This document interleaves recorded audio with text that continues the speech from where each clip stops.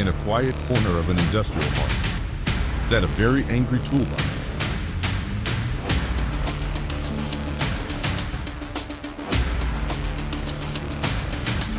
He wasn't angry because he was bad. He was angry because he was lonely.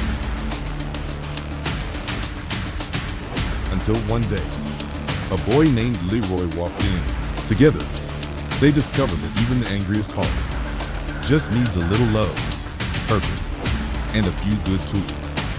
The Very Angry Toolbox is a heartwarming story about emotion, friendship, and finding your place in the world.